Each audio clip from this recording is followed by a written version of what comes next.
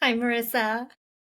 So good to see you again. We were just before we hit record talking about all of but we're both in southern states right now, but it's freezing for us, even though we grew up in the Northeast and we're used to like real freezing, like zeros and below zero. The negative temperatures were normal growing up, right? But now it's like we're in 20s and 30s, and you're like, oh my God. Yeah. We have all of our blanket shawls and our pajama pants.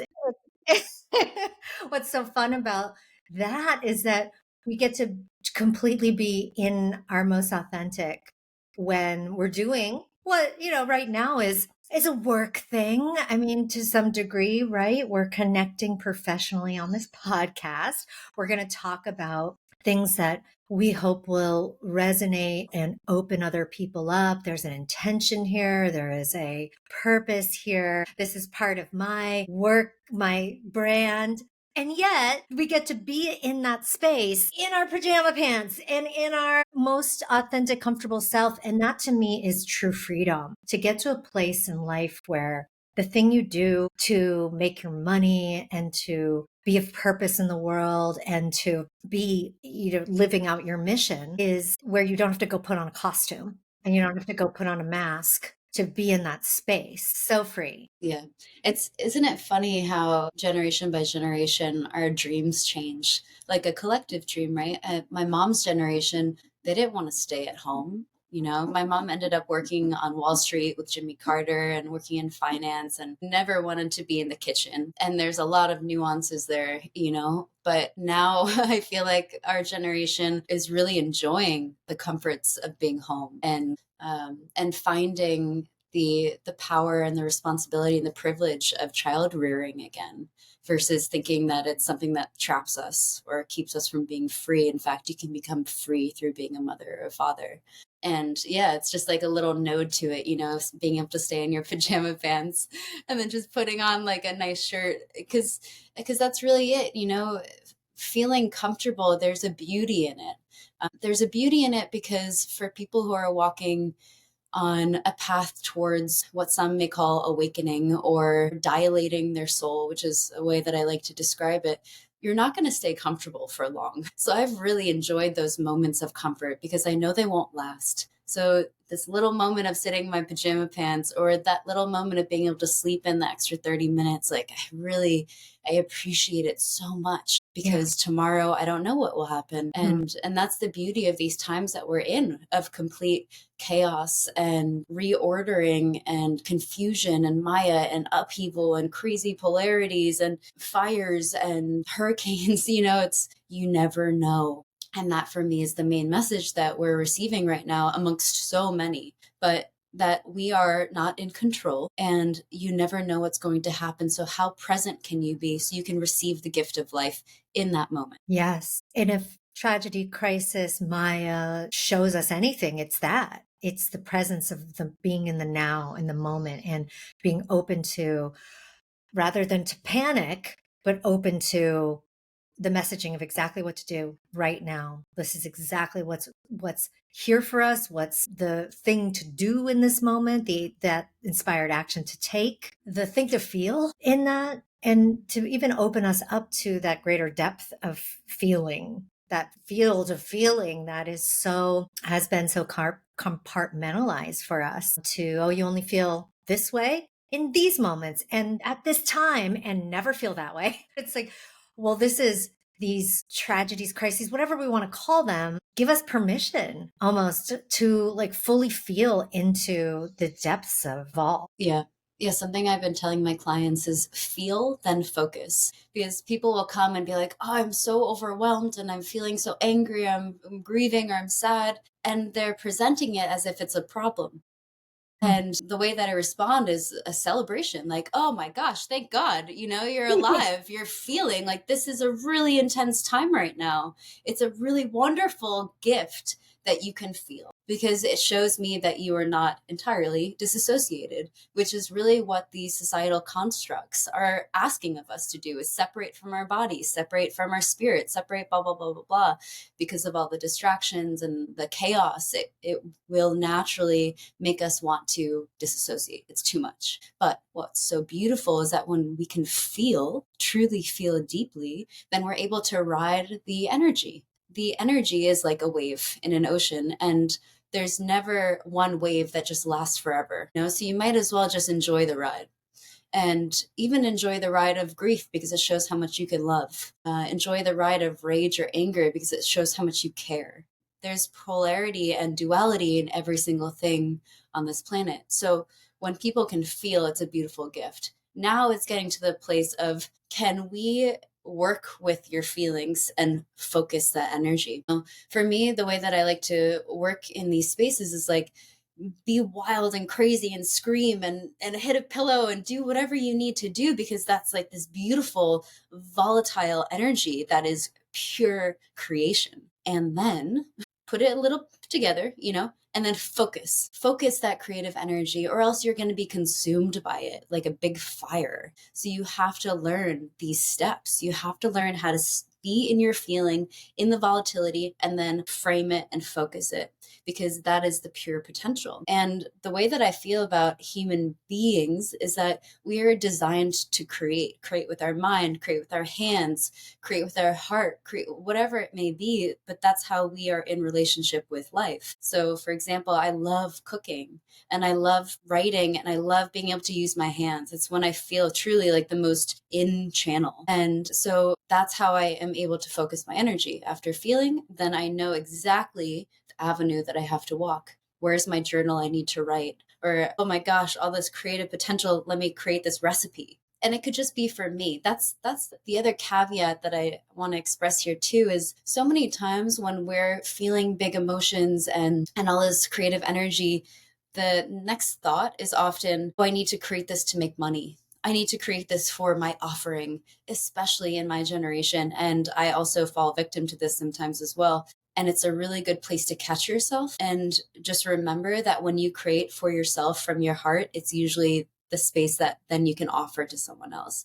And that's actually the place that we can gift, because these offerings that we're giving to people, it's actually the gift, like we have to reframe, I'm selling you something, to I'm offering you something, I'm giving you something from my heart. And that's a really big shift. There's a couple things there I want to go into. One is that vision of the wave and the riding the wave of that emotion. And with just any wave, there's an end to the wave, right? The wave is going to eventually finish its cresting and then slowly reintegrate with the ocean water. But there's endless waves. There's more opportunity to ride different emotions. And you're never going to be without opportunity to catch another feeling and ride that.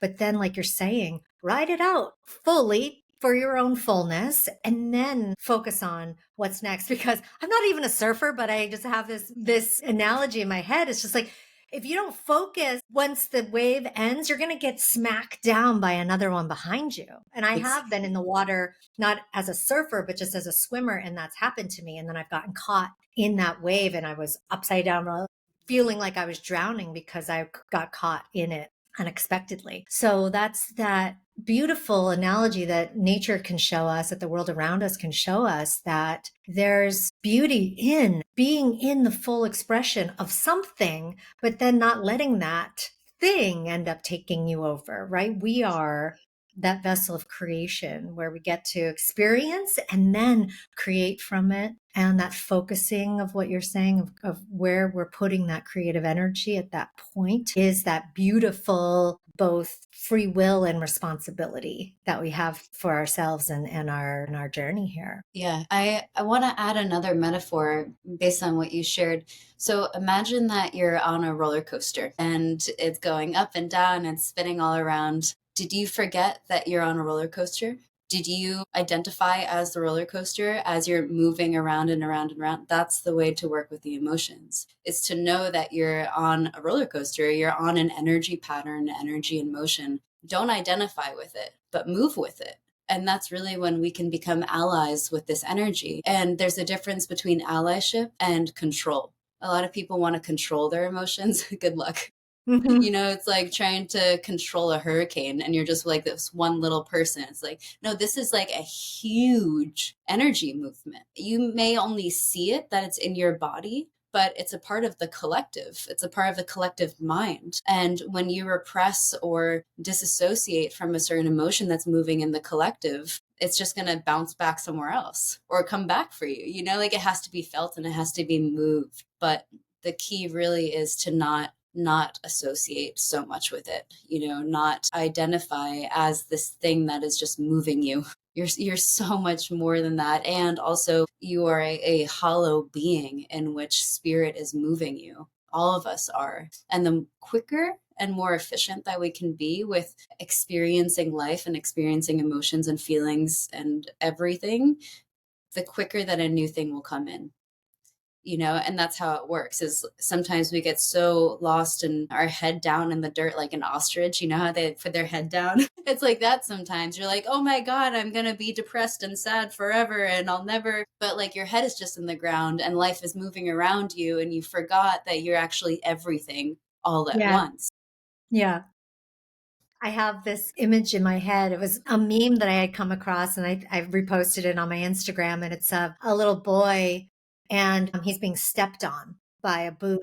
That picture is before awakening. And then the next frame is after awakening and it's his arm in the boot pressing down and he's Yeah, laughing. exactly. Yeah. Yeah, I love that because I mean, it's so true. Who do you think is creating your path? For me, it's a collaboration because we're in consensus reality where we're all giving input into the reality that we're choosing through like the collective mind and our shared realities. But then also, your reality is framed through your perspective. And the more that you dilate your soul, the more that you expand your worldview and allow other opinions and whatever to come into your space, your reality will change. But it's your perspective of your reality that will change. And that's a space that I really love to work in so much. It's like the neuroplasticity, the rewiring, the reframing. One of my teachers, his name is Sochipili Nawimit, or Rudy, and he's a peyote roadman. And in one of the peyote meetings, he was like, if you're ever in a tough situation, just don't forget to flip the tortilla. And it's always stuck with me because it's so simple and wisdom is so simple, Yes. and that's something that I always remember whenever I'm in a situation. I'm like, what's the other side? Like my mom, for example, has paranoid schizophrenia and it's really challenging sometimes. And I try and flip the tortilla a lot in that situation. Like, wow, she's actually so creative. And another teacher of mine, Kumu Ramsey, he describes schizophrenia as without walls. So there's this thing where we essentially like disassociate from in a kind of healthy way to experience our individual reality, but people with schizophrenia don't have that, and so they're experiencing multiple realities all at once. So when I flip the tortilla, I'm like, wow, that is incredible. It's amazing that she can have that gift, and it must be very challenging for her. And I don't take it personally. That's a big thing that my mom has been teaching me, is not to take what other people say personally, because oftentimes it's just a projection. And if I take something personally from someone's projection, then I'm just feeding this like, falsity, because that's not even them.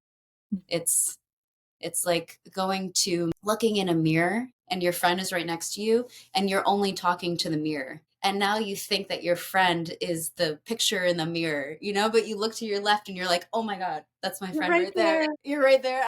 I completely forgot that I was just talking to a mirrored object of you. I mean, that's what it is when we talk to projections. It's Yeah. not actually that person. Yeah. Let's go deeper into schizophrenia because I know you also have personal history of it, not just from your mom and living with her and growing up with her, but also within yourself.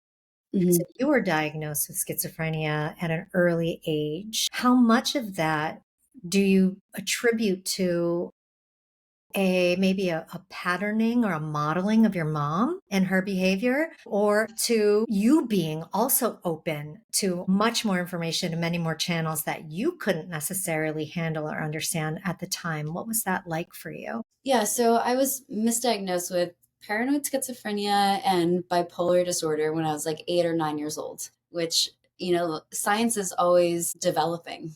I think the issue that we have with science nowadays is that it's full of know it alls and wanting something concrete when life is fluid. So back then, it was normal to diagnose people at that age. However, now we know that the brain is not even fully developed and they won't diagnose people with bipolar until they're like 13 or 14 now, which even that they've done research on bipolar and how there's no such thing as a chemical imbalance. So, yeah, everything is changing really quickly. I was diagnosed with that because I was seeing angels as a kid, and I also had really big emotions that I didn't know how to ride the wave of. Hence why I talk about it now, because I have direct experience. And so, yeah, I was prescribed tons of pharmaceuticals. I mean, you can name any one, and I've probably experienced it. I was on like 10 at one point, all at once, but I've had many, many of them.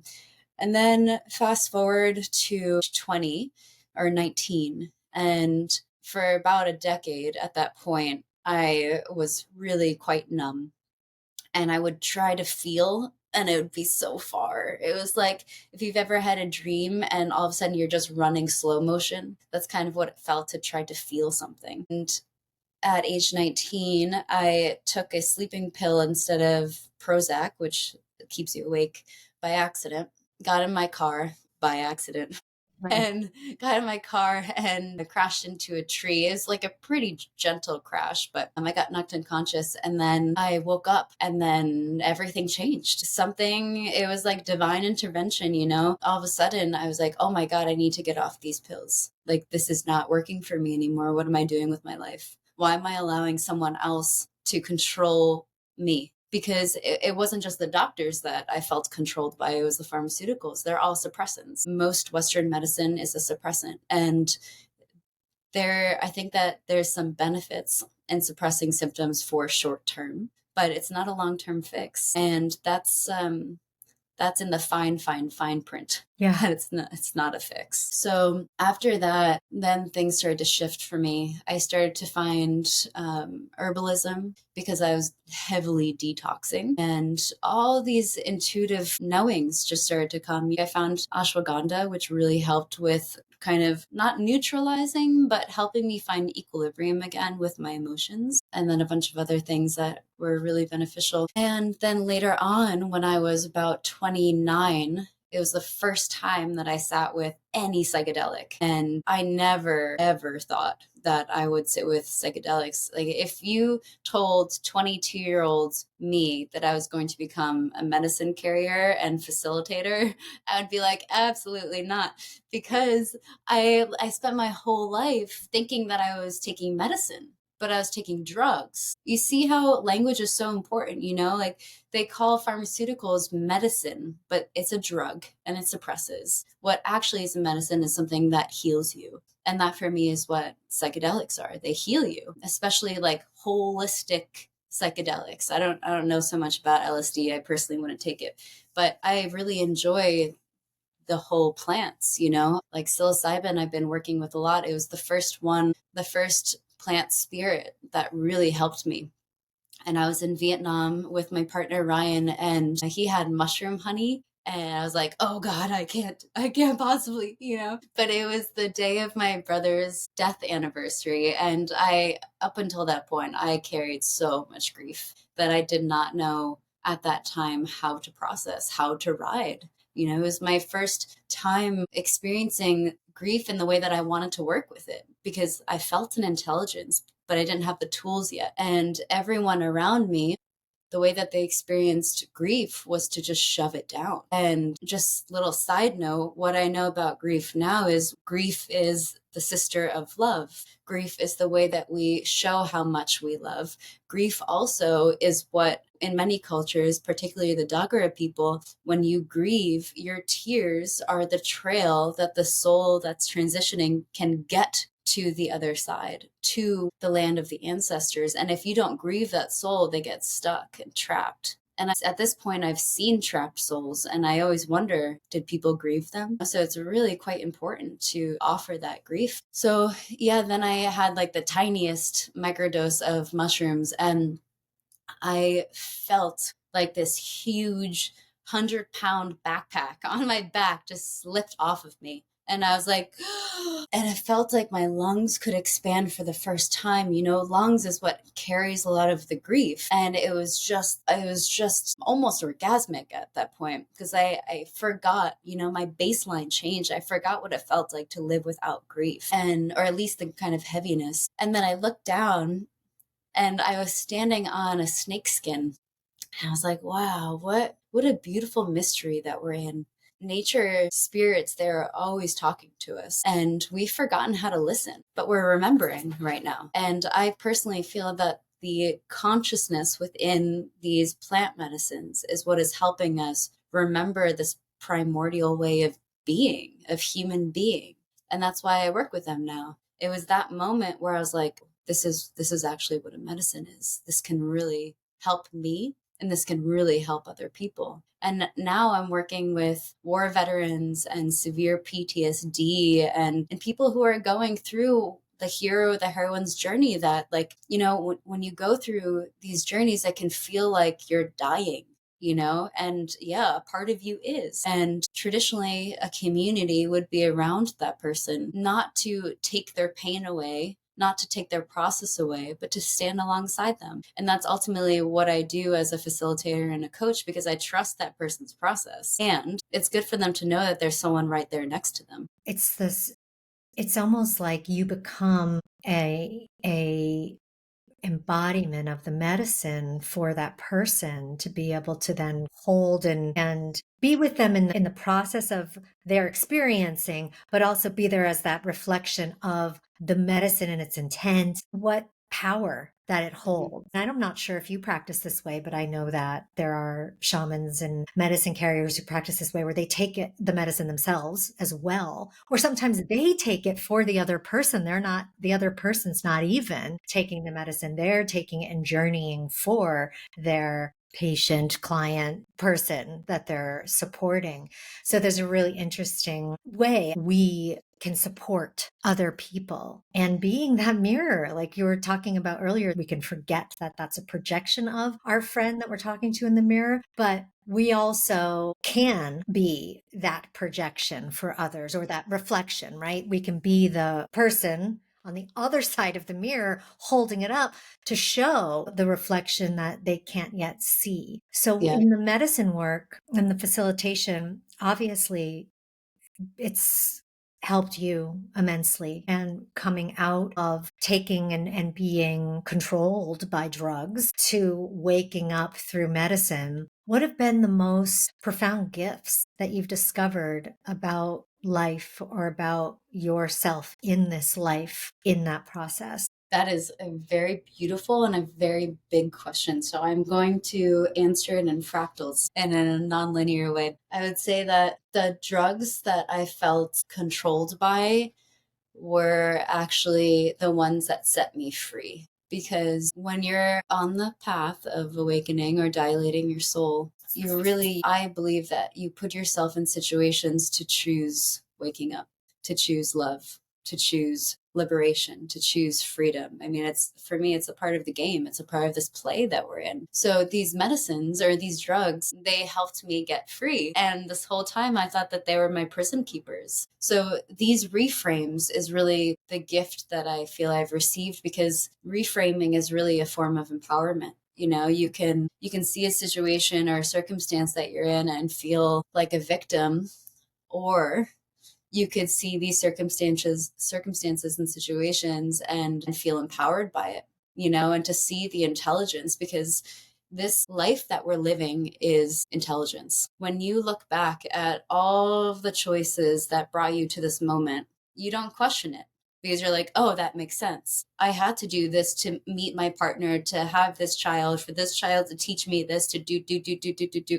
We're in that intelligence right now. We just question it because we don't trust. So I like to bring in the polarities again, like faith or fear. You choose. Hate or love. You choose. Collaboration or competition. You choose. Reality or illusion. You choose. It's always a choice. That's what free will is. And sure, some things may be fated, but your connection to it, your relation to it based on your perception of your reality is what will dictate a good life or a difficult life. And that's something that my mom has taught me too. Like she really has led a very challenging life and she feeds the challenges. Even her Enneagram is the challenger, which if people don't know, there's different personality types and you can just look it up, the Enneagram. But, I've watched her life and she's a gift to me too, because I've learned so much. I've learned what not to do. And I've learned from her creative potential. It's absolutely exquisite. She's an amazing oil painter and creator and photographer and philosopher. And so, yeah, we can learn from everything and everyone if we are truly a student. And you can be a student and a teacher at the same time. That's what I've noticed in a lot of these facilitation experiences. When I'm hosting a medicine ceremony, there's no hierarchy. And sometimes people expect that because they've been taught that hierarchy is safety. But actually, we're in a circle together and we're all in equilibrium. And I say equilibrium, not equal, because equal means that it's same and same. Equilibrium is a balancing act. So sometimes someone will have more voice or more power, and sometimes another person will have that, but it's always balancing itself out. I'd also say that the gifts that I've received is like extreme appreciation for simplicity and a lot of humbling experiences. And when I was in Gabon getting initiated into the Bwiti about 7 or 8 months ago, one of the head males named Papa Sustan came to me right before I left, and he's like, Marisa, I want you to know that this year is going to be an evolutionary leap for you. You are going to evolve so much this year. So much is going to change for you. And in my head, I'm like, yes, like, oh yeah, I'm going to evolve so quick and it's going to be great. And then he paused for a moment and I looked at him and I'm like, oh no, what is he going to say now? Like, can we just leave it at that? And then he's like, and there are going to be a lot of challenges for you. There's going to be a lot of hardship in this year. And it's because you're on the path of wisdom. And that means you need to be humbled. And I was like, okay. And, it's true. A lot of people want to get wise, but they don't want to walk the walk of wisdom. And it's a lot. Going back to polarity, you can imagine two poles are not two poles on separate things. They're two poles of a same thing. So the poles are part of a whole that make up a thing we don't have a name for because we want to always talk about the poles and the duality of those poles and how different they are. But they make up this one thing. And that one thing may not have a name, but that pole and that pole don't exist without the oneness of them together. So it's like your challenges of growing up with your mother or your accident, right? These are those poles of the teaching of this whole thing that, that then led you to the other side of the thing, right? And that's the beauty of life is when, as we were saying, it's not about getting rid of the feeling or getting rid of the bad thing or if seeing it as negative in any way, but seeing it as the beautiful other side, the other side of the tortilla. Yes, And exactly. getting to know that other side of the tortilla, cooking it fully and going, oh, okay, there's a wholeness here. There's not just one side. Well, okay, now we can go and explore that. How beautiful. Yeah. This leads me into I want to talk about challenges because everyone experiences challenges. And I feel there are two ways and there's a middle way. So the two common ways is they see a challenge and they're like, shit.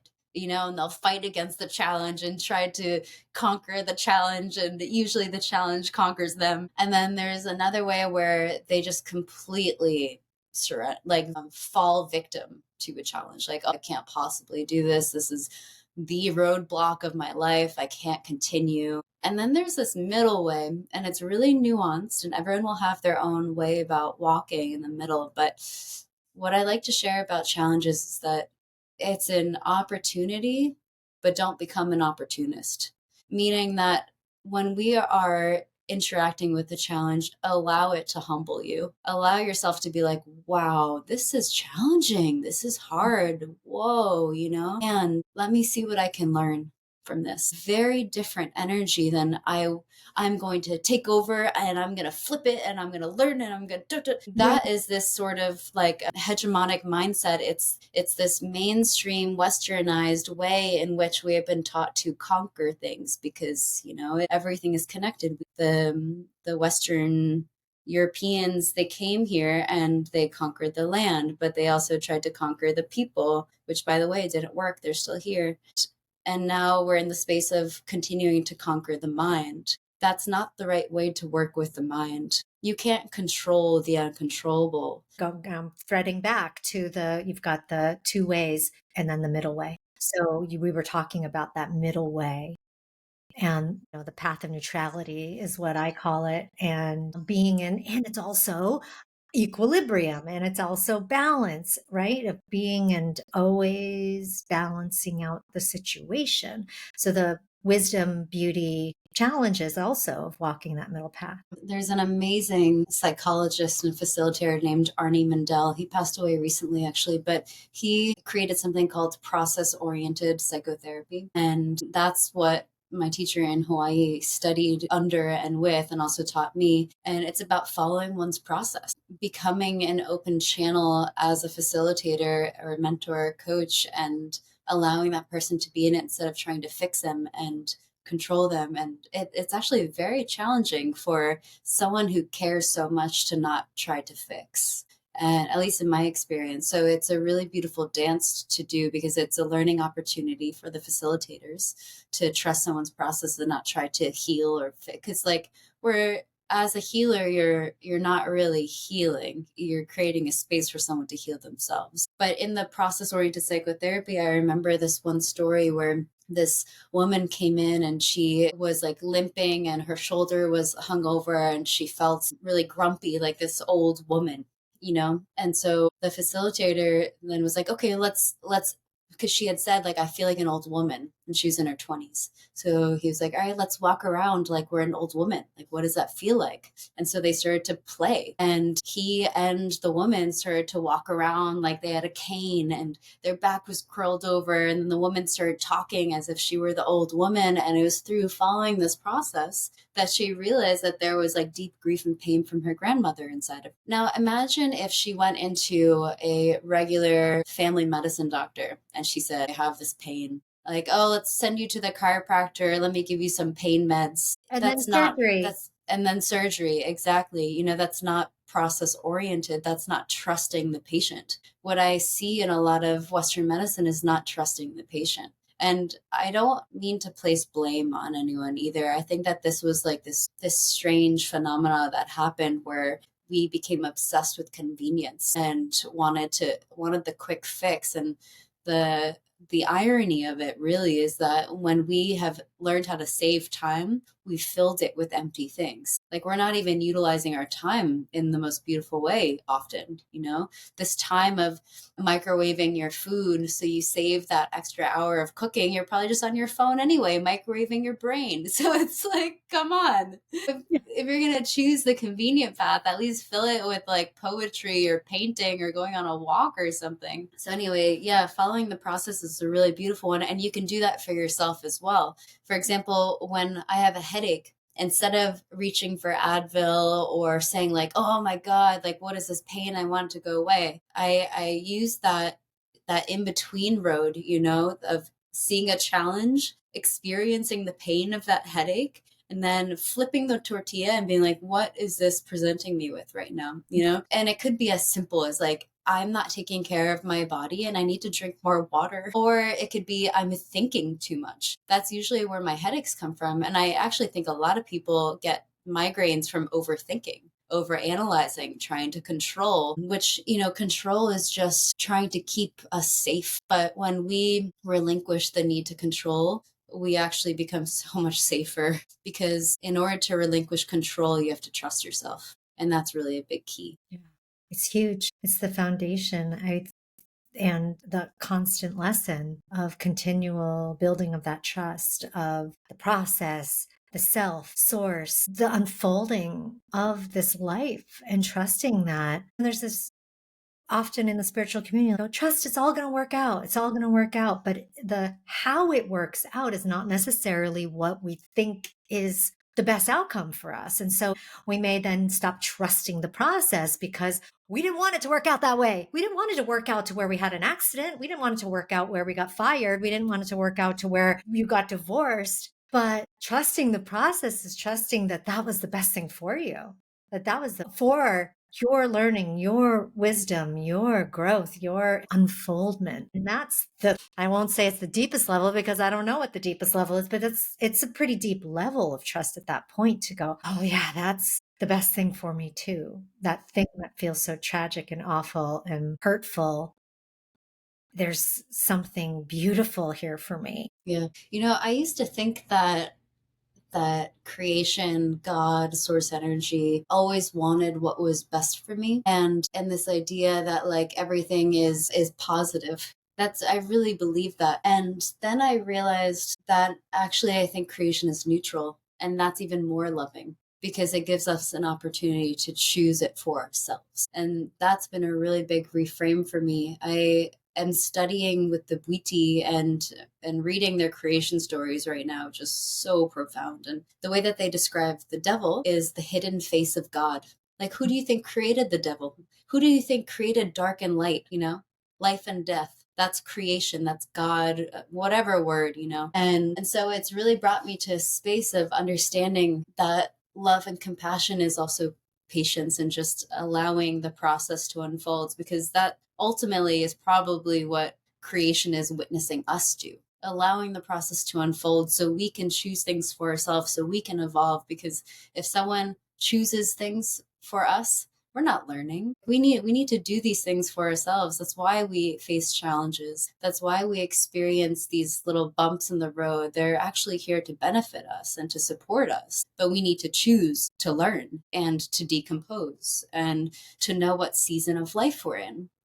Because we, as a general public, are so attached to growing, making more money, learning more, having more kids or more cars or more houses or more vacations or more and more and more and more and more and more and more. And that is how tumors grow. That is how cancer grows. It's like we don't want to be this parasitic being on this earth, and we've become that.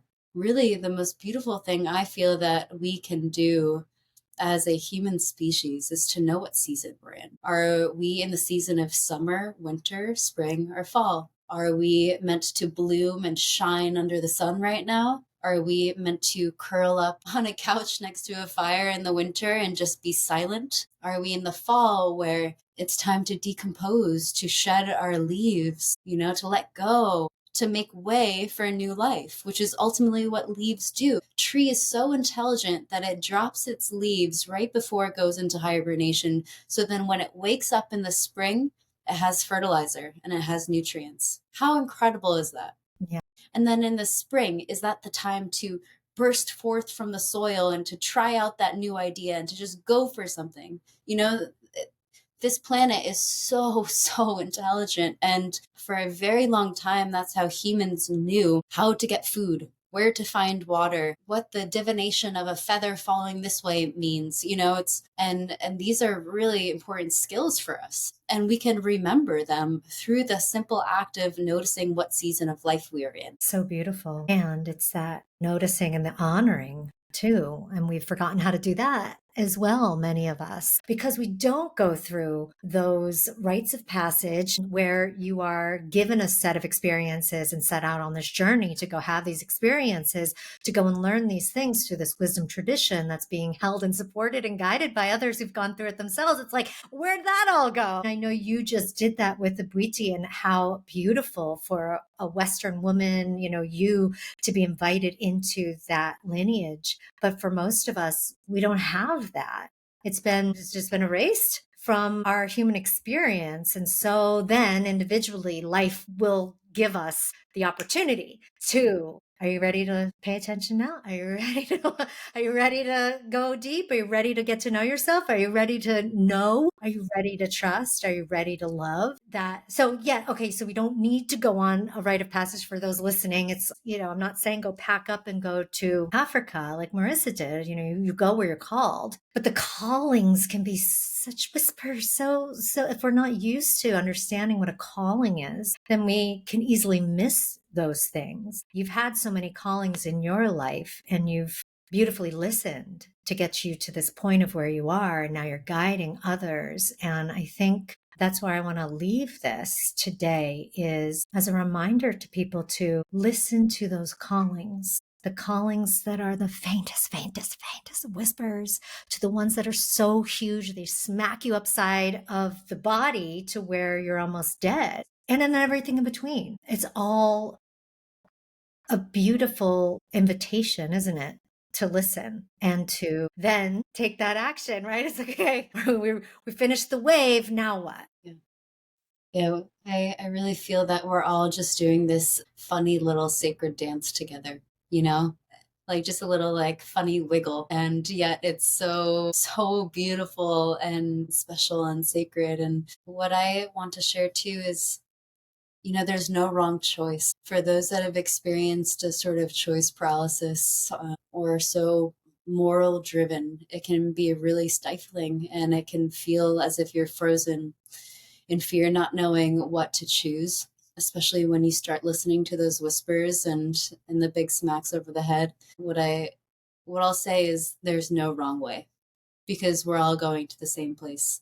And it's really just like a big blank canvas, and you get to choose what paint strokes you want and what colors and what textures, and that's actually what your life looks like when you zoom out. So choose whatever you want. You have the freedom and the authority to do that, and just make sure that your ears are open, your eyes are open, your heart is open, and that will bring you towards one of the most beautiful lives that you can ever live. Such a beautiful conversation, and a beautiful way to go into the next phase of whatever you're going into, because we're always all entering another season, as you said, right? Another phase of things, whether that phase looks very different from the one you were just in or just slightly different, but the subtlety doesn't matter, right? Thank you so much for being with us today. I so enjoyed our time together, as I always do, and I look forward to connecting you to the Everyday Mystic community. So all of your links will be in the show notes. Anything else you want to leave for listeners before we say goodbye? The only thing that comes to me is simply to remember how to love yourself, romanticize yourself, nourish yourself, because it's from that place that you can actually give to others. And when your cup is full, you have a lot more to give. So focus on that. Beautiful.